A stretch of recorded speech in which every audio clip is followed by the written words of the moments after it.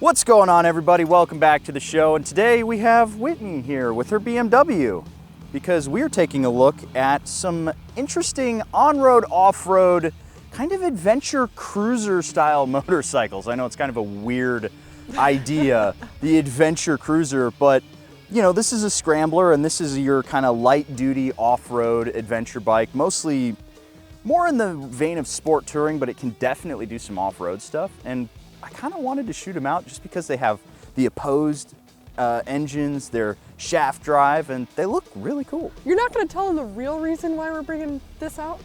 Why? Oh yeah, we were gonna film with a Himalayan. Tell the people the truth. That's what they want. We were gonna film with a Himalayan, but it got sold. As per usual, all of the bikes that I find are at AF1.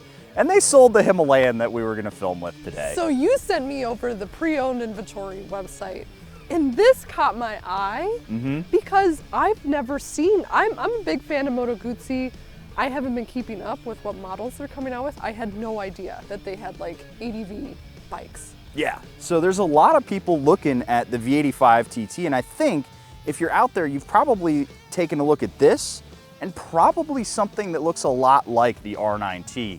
So I figured today, let's just see how they stack up side by side, and let's just have a good time goofing around with some motorcycles. Fun. Yeah, let's have some fun and just see where it goes.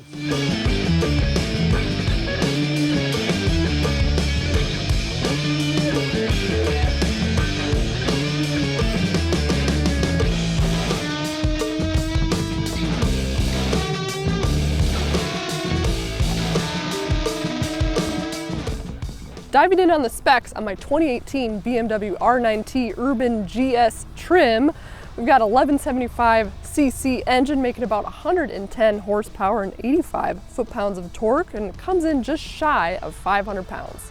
This costs just shy of $13,000. Now let's dive into the V85. So over here on the V85TT, we actually have the 853cc air-cooled opposed V-twin, which is kind of cool. It's actually the first time I've ever ridden an engine like this. Very unique, and we're gonna talk about it a little bit later. It's making 80 horsepower and about 55 foot-pounds of torque while weighing in at 505 pounds wet and ready to ride.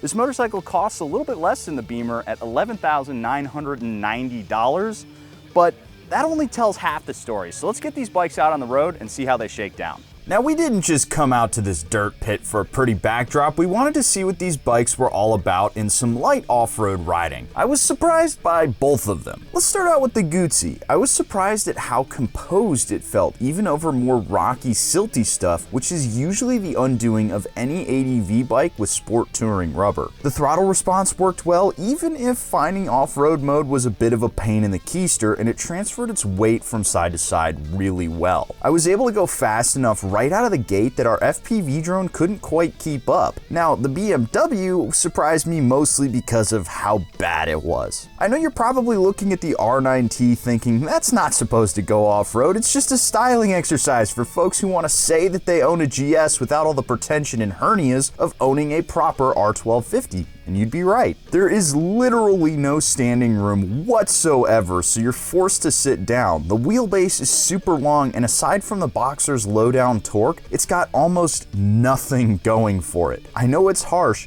but this is without a doubt the worst scrambler I have tried off-road. Sorry, Beamer people and Whitney, but let's see if the Beamer can claw back a few points on the V85 out on the pavement. Alrighty guys, so out here on the road, how do these bikes feel back to back? Now, to be perfectly honest, we've already switched around a little bit because we wanted to get familiar with each of these motorcycles. And man alive, do they feel very different. What do you think? Yeah, I'm just immediately noticing how much heavier the steering is on the R9T, how much lower to the ground, how much more planted. It packs a bigger punch. The power bands feel completely different. You're a lot lower to the ground. It's almost more not uncommon than common. Yeah, I was looking at both of these motorcycles and I was like, okay, they've got opposed engines. They're both kind of air and oil cooled. I believe this is just air cooled. And then, you know, shaft drive, kind of classic looks. that sort of adventure-y aesthetic. And you know, getting on the V85 after getting on the BMW, this thing just feels so much more modern and pulled together and smooth and just easy to ride, you know?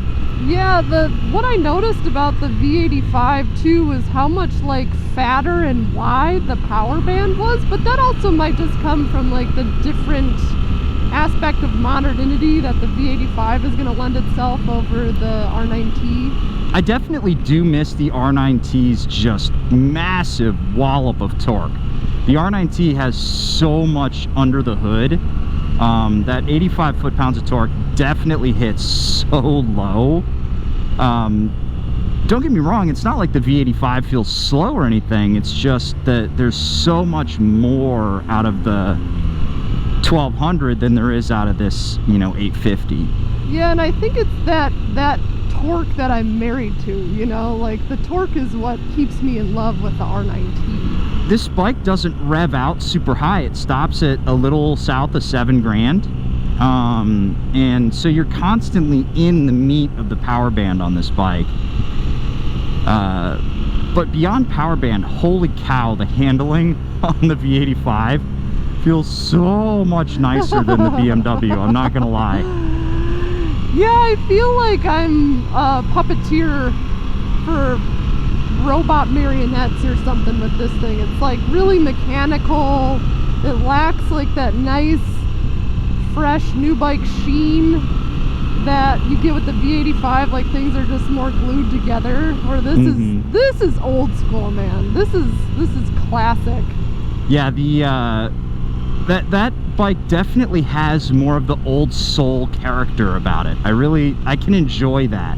It looks kind of old school, but it feels very new school. Yeah, I mean, the R9T is for somebody who really misses all of that mechanical gear turning, you know, joys of motorcycle riding that vintage bikes have to offer.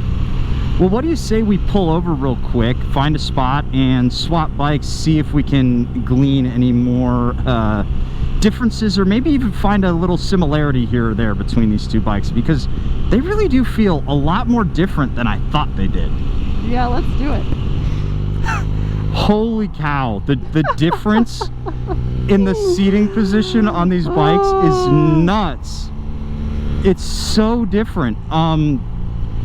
So I know, it's just, I feel silly almost riding these back to back. Yeah, so guys, this just goes to show, like, we were looking at trying to do KLR versus Himalayan. And so we were looking online and being like, okay, what bikes can we check out? And we both really wanted to check out the V85TT because it's a cool looking motorcycle. And I was like, you know what it kind of reminds me of, because I was looking at the Traveler edition of that bike. I was like, it looks just like the R9T Urban GS. And who's got an R9T Urban GS that I know? Well, Whitney's got one. And so I was like, Whitney, bring the Urban GS, we'll go ride the V85TT. They're so different. They're so different. This feels like proper cruiser here. And that is, it doesn't necessarily feel like that full ADV. It's got that, yeah, sport touring angle. Yeah, no, it's silly. It's definitely silly. It's funny though. It's like the R9T has so much character, and you were saying it's like very brawling, right? Yeah. It's fun though. It's kind of like your back alley fighter motorcycle. Like it's nonsensical and it's kind of beastly and it's got a big punch of torque, but yeah, it's a hooligan bike almost at this point, especially comparatively. This is just like, oh, this is fun and easy, super comfortable, big wide power band.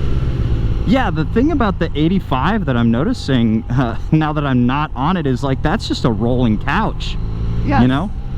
This thing, you could cruise on it if you wanted to, but why, you know?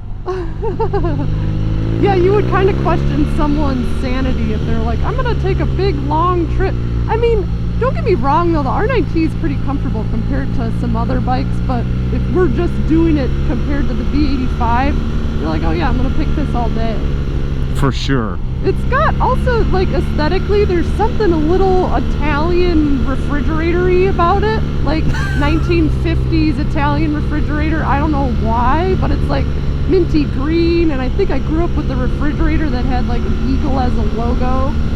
But I think it's cool. I think it stands out in that way. I mean, I had no idea Moto Guzzi was pumping out ADV bikes, or sport touring bikes rather. But I think they did a really good job. Yeah, honestly, like, you think BMW is one of those brands where you get on their motorcycles or you think about their bikes and you're like, oh, they're the epitome of German engineering, and they're going to be smooth and they're going to feel great and they're going to be absolutely polished to a mirror sheen. And this bike doesn't feel that way. Like, it's got a lot of you know, it feels good, don't get me wrong, it feels really good. It just doesn't have that that fine, like, artist touch that it feels like the Moto Guzzi has almost, you know? Yeah, this is like meat, potatoes, and gravy with like nice butter, but the R9T is kind of just like a meatball hoagie. There's nothing tying it all together. You take a bite out of it and both of the meatballs shoot out the back of the bun. Yeah, your face is covered in just tomato sauce, but you're full. You're not hungry anymore. Yeah, but you may need to get a new shirt. All right, Spite, you got 13-ish K burning a hole in your pocket. Which bike are you gonna buy? I'm going with the V85, honestly, just because of how buttoned up it feels. I love the look, and I love just the feeling of riding it. It's also really just a unique motorcycle, you know? I don't love the BMW Boxer Twin. I don't like the way it sounds. I don't really like the way it feels. It's because you have a thing against World War II airplane technology, isn't it? I mean, yeah, when you say it that way, they made this thing in 1948, and then they stopped, or well, 44, and they stopped improving it ever since. You know, it's the same damn engine. But jokes aside, I really do enjoy the feeling of riding the V85 more than riding the BMW. You know, and it's also a little bit cheaper. I'm not getting mega dad vibes from this. No. Yeah, it doesn't have that dad bike energy. It's something else. But how about you? I know you own the R9T here, but would you do it over again if you had the same cash and the V85 to choose from? You know what? This answer might shock you.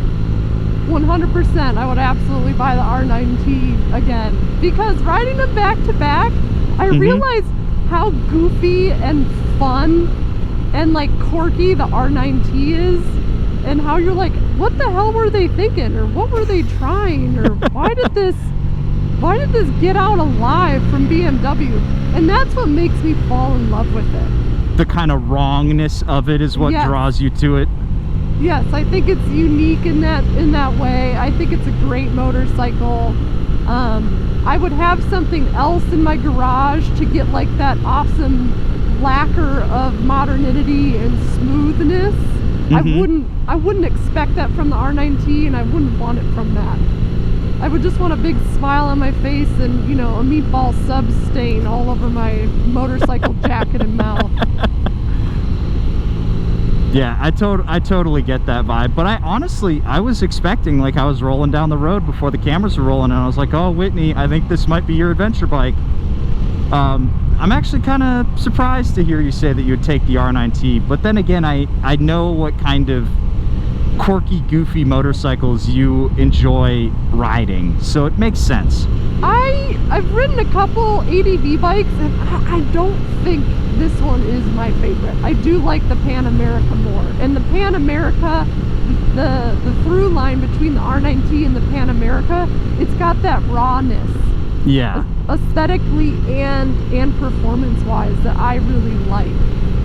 I totally get that. Yeah, the Pan Am is one of those where it's like, how the hell did Harley make this motorcycle? Like, what the hell happened? Yeah, I'm starting to realize, like, when I ask myself, how did that happen? Like, that's the bike I want to buy. Well, guys, on that note, I think we're going to start wrapping this thing up. A big shout out to AF1 Racing for letting us borrow that bike for the day, and a huge shout out to Whitney for coming and hanging out and helping me film all this, because I always love sitting down and chatting bikes, and who better to do it with? So if you want to check out... It's gotta be lonely, right? It's gotta be a little lonely just making solo content all the time. Oh, for sure, for sure. It's so much more fun coming out here with another person. And if you want to check out what Whitney's working on, her channel is linked down below. It's at Whitney Does here on YouTube. You should go check it out, because that is where you're going to see some, you know, planes of existential existence and dread, and all sorts of contemplative think pieces on the nature of being and motorcycling intertwining all at once. And if that sounds like your jam, you should definitely go check it out. All that information is down below, along with information on the V85TT. And I'll catch you guys in the next one, and we'll bring Whitney along for more silly motorcycle adventures. Woo! Anything to say to the folks at home before we wrap it up? No, man, thanks for having me out. This was fun. It's fun to meet everybody at AF1 too. Those are just some really rad guys. Yeah. So thanks for connecting me. I'm glad they let me ride the Moto Guzzi too. So thanks, Spite. Can't wait to work on more episodes in the future. And yeah, thanks everybody for watching. Alrighty, guys, we'll catch you in the next one. See you later.